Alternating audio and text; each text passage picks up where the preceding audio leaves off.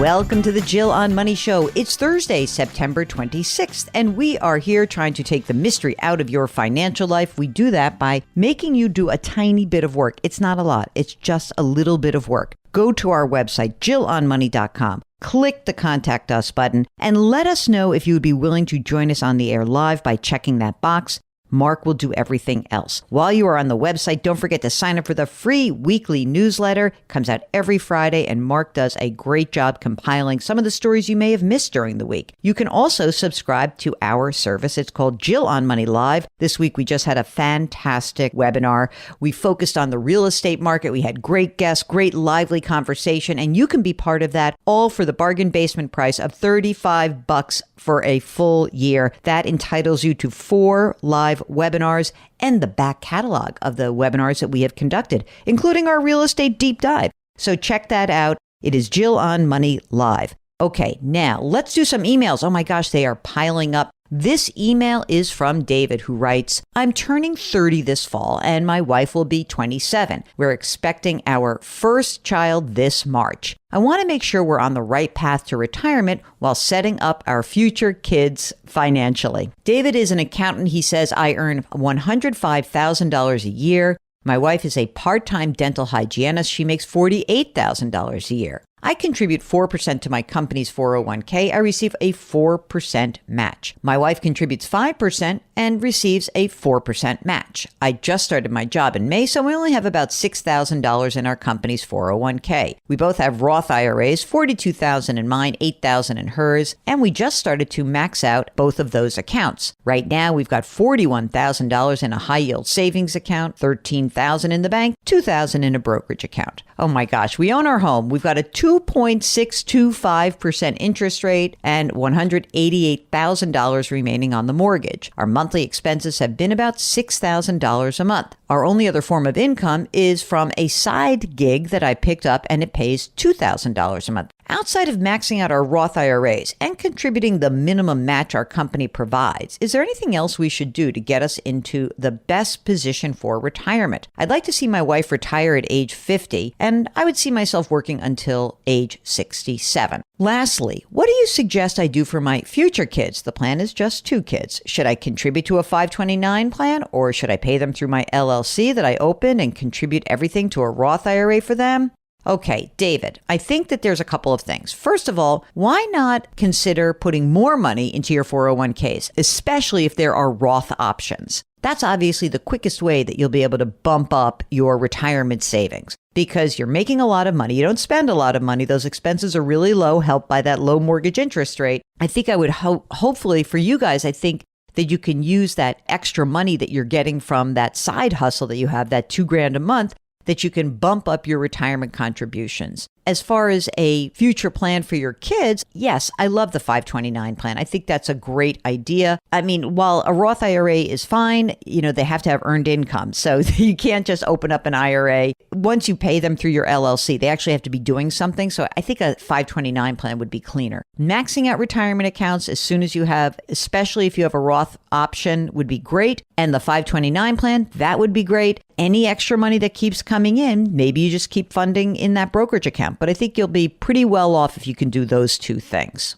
This is from Anonymous, who's looking for advice when it comes to when it makes sense to engage a certified financial planner. Okay, Anonymous says, my wife and I are aligned on our finances and retirement planning. However, my wife has zero interest in getting involved in our finances investments. She happily defers to me for all things finance, which works fine for us today because I love it. My fear, however, is that if something were to happen to me, she would have a very difficult time taking over financial management of our investments. For that reason, I would like to have a CFP or an advisor in place to help her if I were to pass away unexpectedly. However, I don't feel like I need that support today, as my own approach has us doing just fine. Could you please share some thoughts on how and when I might want to secure a, quote, standby advisor? Here are the facts. I'm 51 years old. My wife is 47. We're healthy, but we see a few challenges. We have 2 late teenage boys. They're healthy. One is halfway through college, the other halfway through high school. Our net worth is about $2.6 million, which includes our $600,000 house. Our estate docs are all in place. I love this question, Anonymous. So I think what might be helpful for you is to see a fee-only financial planner right now, just to get your wife at least attuned to what's going on. Meaning that even if she has no interest in it, she still has a voice in what your future looks like. So while you guys are both healthy today, I think it would be great to talk to somebody and say, hey, here's what we have. Can we do some retirement planning? Can we do a projection? You pay somebody today and explain the exact situation. That to me is the cleanest way to go about this. Then you can have your wife sort of participating in what the game plan is today, but also have a relationship with someone that she could tap in the future. You can always go to letsmakeaplan.org. That's the CFP website, or you can also go to what I think is a really great place to find a fee-only planner, which is the National Association of Personal Financial Advisors, NAPFA, NAPFA.org. Okay, this is from Juanita. She's a single mother of 3 kids, 16, 14, and 8 years old, and she's 50 years old. She says, I'm looking for life insurance. What's the best kind to purchase without breaking the bank? I've been looking into whole life insurance, but I was also interested in a universal life since it's a bit less costly per month. I will be getting a pension when I retire from teaching, and that pension will be about $100,000 a year. I don't think you should be buying whole life or universal life. What I think you should be looking at is term life insurance, because you probably only need this insurance for about 5, maybe 10 years. And considering that you have a pension that would be coming, my question would be, if you were to pass away, would your kids get that pension?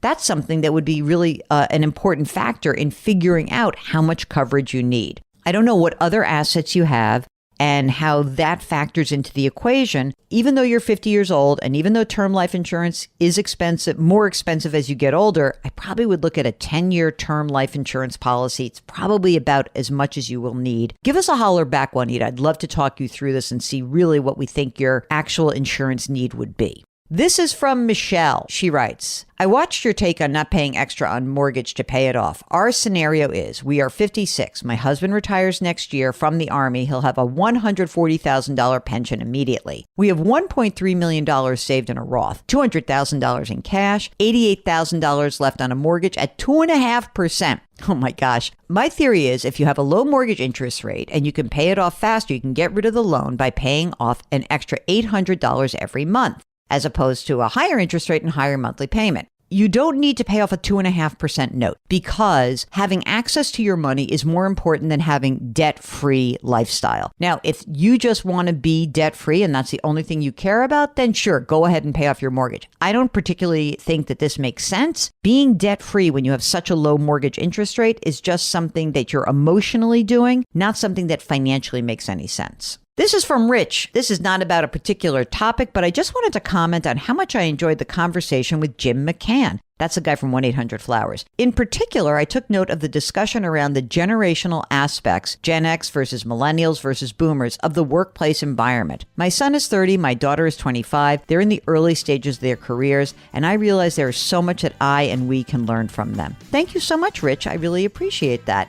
And I appreciate all of you who send us comments about our great guests and the feedback from what's going right and wrong in this podcast. And we always encourage you to send us a note. Go to JillOnMoney.com, click the Contact Us button, and you can write that note. And if you want to come on the air and ask us a question, you can do that as well. You can subscribe to us on the Odyssey app or wherever you find your favorite podcast. Don't forget to leave us a rating and review wherever you listen. And do me a favor, of course, please lift someone up, change your work, change your wealth, change your life. Thank you for listening, and we'll talk to you tomorrow.